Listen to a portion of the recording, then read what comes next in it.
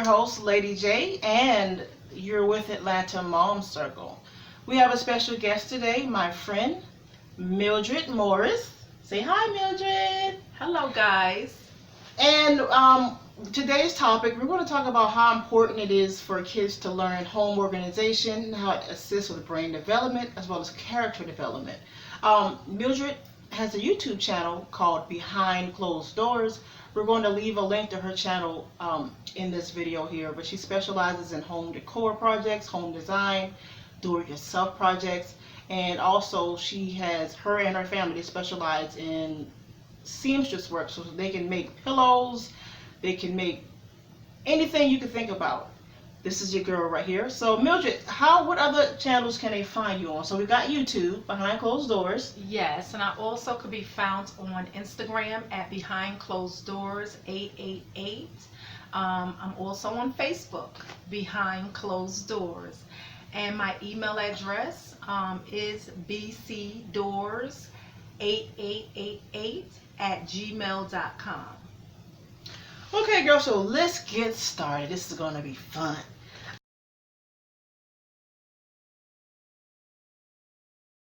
All right, so we talked about how important organization is to your kids, right? Yes. What age can parents start teaching their kids organization skills? I think that seriously teaching your kids about organization begins at the age of 4. However, some kids are very bright, in these times. So some of them can learn a little earlier, but usually a 4-year-old could follow directions better, and their mobile skills are better. They understand a task that is given to them and how to begin that task and how to finish a task. So I would say at the age of 4, you want to begin teaching your child how to organize their space. Yeah, I think that's what I did with my daughter. By the time she was 4 years old, I got tired of cleaning up behind her, to be quite honest, because she would trash the room, okay? And I got to retiring, so I'm like, you know what? If you're old enough, you're potty trained, you can speak the English language, you can you can steal some cookies. Yes, right. Then you can get in there and get that toy box and pick those things up off the floor. So yeah, so 4 is good. So I was on track, basically. Yes, you were on track. 4 is great. However, if you notice, a lot of kids attend daycare, and the first thing they teach the kids is clean up, clean up. Those are just, mobile skills to put stuff in a certain area and put it together, which is the beginning of organizing for a child. Absolutely. But they're having fun with it, that they don't even realize that that is exactly what's happening. They're being taught how to complete a task, how to come together with other people, with other children. So teamwork. Yes, how to get that job done. Once the teacher gives them the instructions on what to do, they just think it's fun, Take me to work, like Barney, I remember growing up, my children, when I was younger, and raising them. They're grown now, and I have a teenage daughter. We're in her room, as you can see. It's so beautiful in here. She designed everything that you see, by the way. She painted the walls and everything.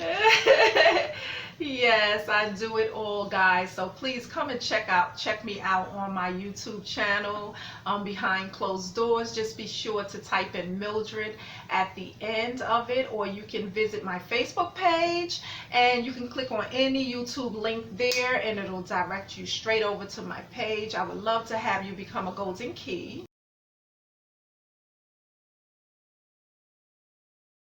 So you've pretty much already started on answering the next question I was going to segue into, and that was, how can learning organizational skills assist with brain development? So you were talking about in daycare and how they teach them how to recognize patterns. So when they make a mess or they play around and they have items like toys on the floor, they said, okay, this box are for the rubber toys.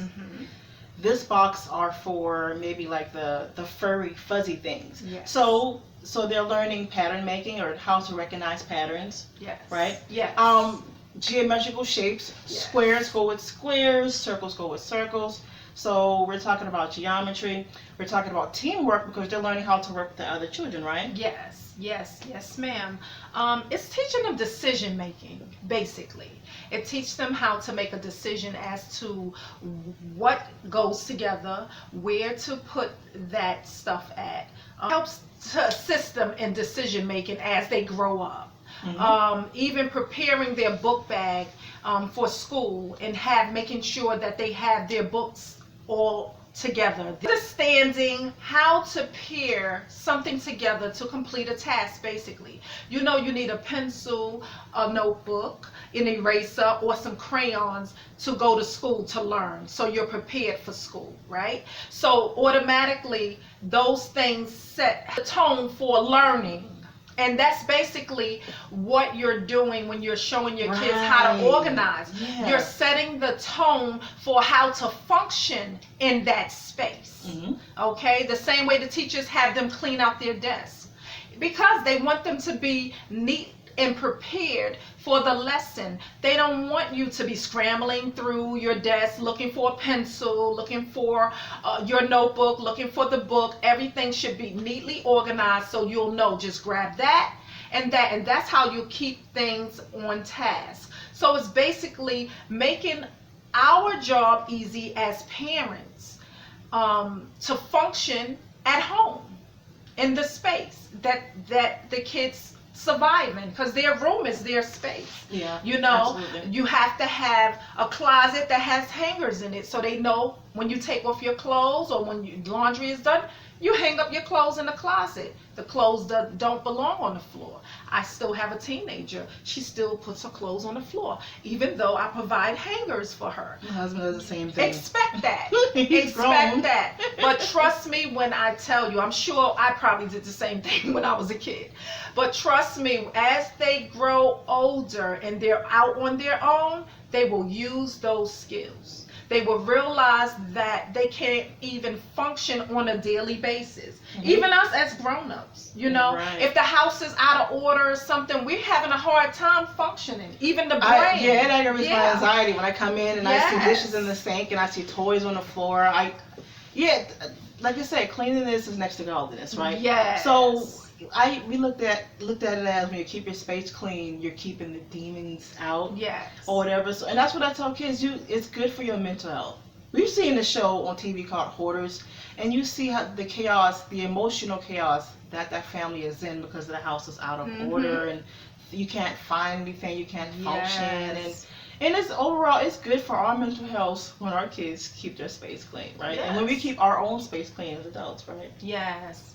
Because it affects the brain. It prevents the brain from retrieving information, and it also prevents the brain from storing that information, any information retrieved, because it's just all over the place. You're all over the place. You understand? Yeah. Like if things is just not put together, you're basically all over the place. You know, sometimes things may get out of place, but as long as it has a place, some then type of you compartment know. that your brain can recall, Exactly. and it's like clockwork. Exactly. Right? It's like it becomes programmed to that. Okay, the books go over there. So when I'm looking for a book, the book is there. The book is there. When I'm looking for toys, the toys is in this toy box. Exactly. If I'm looking for this is there. I know we go through this. Can you go in there and get such and such? Oh, I can't find it. I can't find it. I get so aggravated with my kids. Why you can't find it? Because you didn't put it because back in the stuff is all area. over the place. You didn't place that item back where it belongs. Right. So as parents, we have to set the room or the areas of the home that is for children. We have to make it functionable for them. We have to make it be able to flow and function for them by providing things for them to get organized in. And you know, speaking of organization, I have this rule in my house, and I'm real big about the safety aspect of being organized. At night, when my kids go to bed, I tell them, Mommy should always have a direct path to your bed. So, God forbid, if a fire happens or in the state of an emergency, I'm not tripping over toys to get to you. Your bed, when you go to sleep at night, should be completely clear. So ready to run in there and snatch you and go. If there's a fire or something that takes place, I'm not stumbling over toys and kicking things out the way. Yes. And that is one big rule that we have in our house. I tell my kids, I don't care how tired you are. Yes. If you are about to go to bed, you do not leave toys on the floor in front of your bed. Mommy needs to be able to get to you, or Daddy needs to be able to get to you in the state of emergency. Well, if there's a Jessica, fire, let that's me something tell very you. important. So my kids know, if they're asleep, I will wake them up. I say, you better get out of this bed, and you better pick these things up, because if the house catches fire, God forbid, you never know. Yes. Organization has a safety aspect to it Yes. too. That's why when you work in a warehouse, they'll have all these rules regarding safety and spills and putting things back, and don't leave things on the floor so Yes. somebody can trip and fall or hurt themselves. You can break a bone, you can sprain something. I mean, Yeah. And it all starts from an early age. And trust me, see, you dealing with toys now. When they become teenagers, you deal with clothes. Why are the clothes on the floor when I provide a hamper for you? You know, why are there clothes on the floor when I provide hangers for you to hang them up? You know, they have to understand, after being told thousands and thousands and thousands of times, you never that lie. stuff belongs where it belongs. But the one thing I know is, once you teach your child how to care for their space, trust and believe, when they go to someone else's space that's out of order, they will be quick to identify that that space is out of order. Mm-hmm. They will quick to tell you, Mom, did you see that? Oh my God. They had the stuff all under the beds. They had this and that. They'll be quick to identify that, because they're used to their space being set up a certain way. However, if they don't learn how to maintain that space, it can spill over into what they just seen that was seen out of place to them. Right. You know, Right. they can either, but if you don't stay on top of them as a parent and say, pick that up, do that, do this, I'm still doing it. My daughter's 15. I'm still doing it. Why is that on the floor? Why is this? I go and I get these things for you to put it where it belongs. Why are those things not there? But it's okay, because trust me, when she becomes an adult, she will care for her space. I've seen it, okay? I have seen it when kids didn't care, and you go in their house today and you're like, wow, okay, grown folks, because you learn that you function better in an organized space. Yes, you certainly do. And you know, with that said, I want to move into the next segment of questions before we wrap, and it's called letting go. I have two questions that I think that we should kind of look into and talk about, the importance of letting go. So, when it comes to letting go, what are some lessons that kids can learn as pertains to letting go of their old items? There are a couple of things it teaches the kids. It teaches them how to give in the process of letting go. It teaches them how to share in the process of letting go. Yeah, it teaches right. them how to clean a space, how to sort. So it teaches them all of those things overall when you teach your child how to let go. I find that sometimes it's not even the child that has the issue with letting go. It's more so the parents. A lot of us look at it from an angle of, I spent all my money on this and I can't give this thing away. I paid too much money for it. But if your child isn't utilizing that item anymore, or is too small for that kid to wear, why not pass it on to someone else who can benefit from it? You get what I'm saying? Would Yes. you rather just keep looking at something that you feel you paid a lot of money for and not see it being used, or give it to someone who can use it and feel better that you did something by giving it? Absolutely. Number one, and another child is benefiting from something that your child could no longer use. So it teaches them how to give.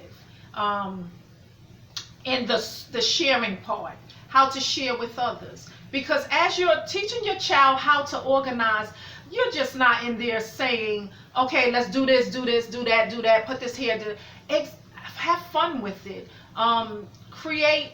Talk to them as you're doing this project. Oh, you know, we're doing this because we're trying to help our neighbor such and such. You know, I know that this is too small for you, and you know, little Cindy, she can fit these things. So Absolutely. we want little Cindy to enjoy this like you enjoyed it, right? So you want to create a comfortability with it, with giving these things away and sorting through these things with your child. You don't want them to seem like you just came into their space and you're just taking things away from them, because then they will become the type that would not want to let go. You know, it will be hard for them to let go because they'll feel like they're losing something. Yeah. But in reality, they're gaining something. They're gaining a clutter-free room, so space to think in. They're gaining a love for helping others, you know, and how it feels, because there is no other feeling like giving. There is really, sincerely, no other feeling like giving. Even Absolutely. as an adult, when you give, that's when you feel at your best. Is the energy is just awesome. You're just awesome. It's like you're overwhelmed with tears and you're happy. Oh wow. And you can think clearer when you get rid of some of them things, like, you know, honey, we're just gonna leave it with the kids right now, but we know the adults with the pocketbooks and the shoes and the clothes, okay, because we all do it. Excess hair products for us naturals, little product junkies. So it's the same thing. It's even as an adult, you have to learn to let go of those things. You have to show your children that you're willing to let go of things too. Look, mommy's going to go through her closet. Do you want to help?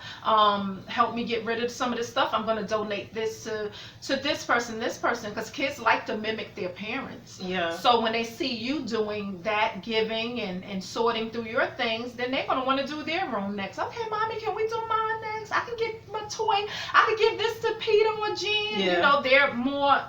I always tell adults, kids really they don't do what you say as much as they do what you do. Yes. And I always tell people that they mimic your behavior more so than your words.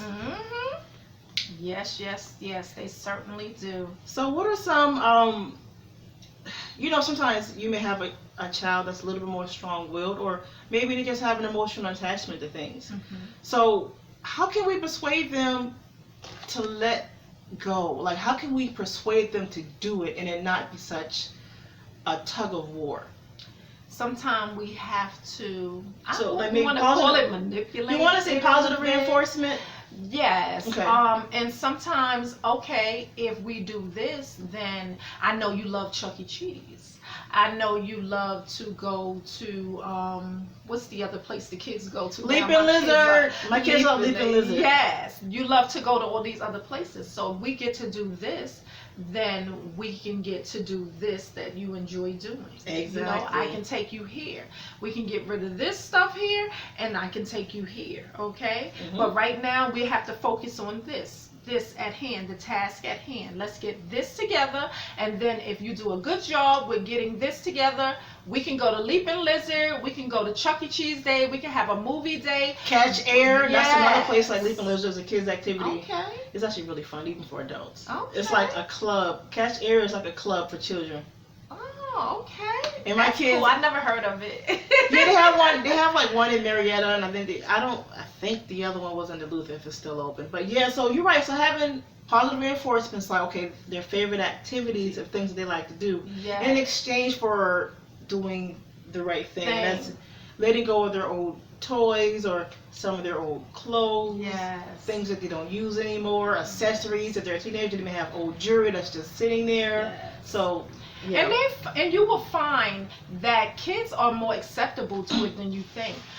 Just the other day, I was at my friend's house. I went to help out a friend, and I was in her son's room, and he had these bins in there, these little small bins, and he had a bunch of toys. And I said, okay, this is what we're gonna do. Let's get this together. We're gonna have this bag here. This bag here is for things that you don't want, and this bin is for things that you do want. So what's going in the garbage? What are we getting rid of today? Okay, what is it that you don't play with and you don't like? We're gonna put it in this bag, and the things that you want to keep, we're gonna put it in this bin. So they will feel that they're in control of what they give away and what they keep for themselves. So it's kind of like you're giving them control of the situation to make that decision, which is good because it teaches them decision making skills.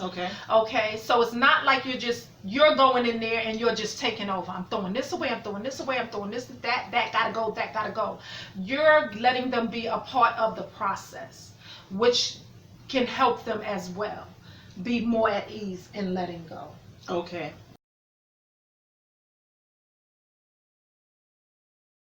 Right.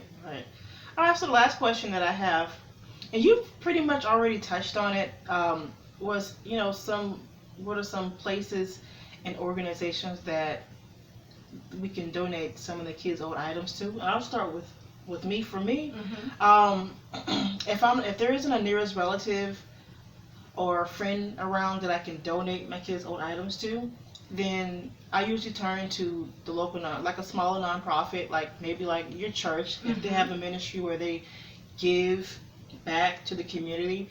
I do Goodwill. I know Goodwill is one of the big ones, so I donate. I've donated like pounds, pounds and pounds of clothes and toys to Goodwill. I mean, if I can find, and I know it's a lot about research, find another organization that I can give it to where I can see them really using it, because I don't know where my clothes go once I give it to Goodwill. I know it's supposed to go on the rack, but I after that it's out of sight, out of mind. So what do you think about that? That's wonderful. That's what those organizations are out there for. It depends on who's giving the stuff away. What's your preference? Where would you like to see those goods go? There are, like she said, there's organizations like Goodwill, Salvation Army, where you can take belongings that you don't like. They resell them. How about Dress for Success? Yeah. Can you still? Because I remember that was one of the organizations that worked in tandem with the nonprofit that we worked at. Yeah, for the adults, for you to take the stuff there for the adults and stuff. So, yes. Okay. Or try your local daycare centers. Try daycare centers for toys. Sometimes they're looking for. I never thought about the daycare center thing, right? They use it because they have children there. Sometimes you might have toys that your child never even opened, and they outgrew it, and you can donate those things or lightly used things, even to schools. A lot of these schools have programs. You'd be surprised. They have programs like closets where other students who don't have things can go in there and get stuff. Because a lot of kids, you never know what's going on at home. Right. And they don't have things. They don't have a sweater. I've never looked into that before, but that's a good idea. So you were saying that some of the elementary schools, I homeschool my kids, so I'm a little out of the loop, but some elementary schools have programs where you could donate some of your kids' old clothing and stuff too. Yes, and the shelters, homeless shelters for families. Those are my favorite places to actually donate to, more so than the Goodwills. Because I remember in my hometown when I used to donate things to the local crisis. They call it crisis ministry for women and children. I would just set my bags, the things down there, and walk away from it. And because mostly when you work in that atmosphere, you get a feel of what really goes on. So you can see exactly what's behind the scenes, and that these mothers and these fathers, because sometimes it's the father, the head of the household, and you get to really see how much of a difficult time they're having at the time. They're just walking through their storm. They'll get through it. However, they're not able to go out and purchase those items for their kids. So in giving it to them, you definitely know that someone is going to use those items and care. And they're going to care for those items. Exactly. They're definitely going to care for them. So I would just say, just check out The local organizations in your area, churches, shelters, um, daycares, the school system. Yeah. Check it out. I believe they have like telephone numbers too. If you're not sure, 411, right? 411. Yeah, 39 away. And you can And they'll call direct and they'll you. direct you to some of those organizations Mhm. that you can call and speak to, or someone, a coworker, can tell you. If you just bring it up in conversation, you'd be surprised how information gets around there. Like, yeah, I know where they can take that at. They'll come and pick it up and all kinds of things. So Okay, yeah, cool. it's out here. Organizations in need, they're out here. Okay, cool. So I think that just about wraps up our segment regarding the importance of teaching your kids organization skills and letting go. Are there any other closing words you would like to add thus far regarding letting go, organization, or just anything you think that's important? It's important to teach and instill in your child organizational skills.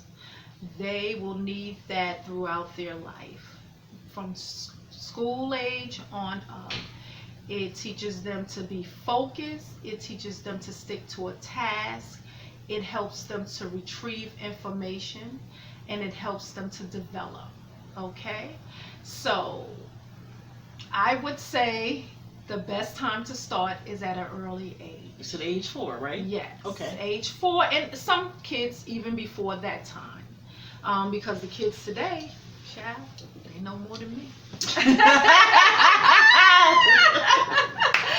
So the earlier, the better. It's a task, mothers and fathers. It is a task keeping on top of it, keeping up with them, continuing to say the same things over and over for some of the children.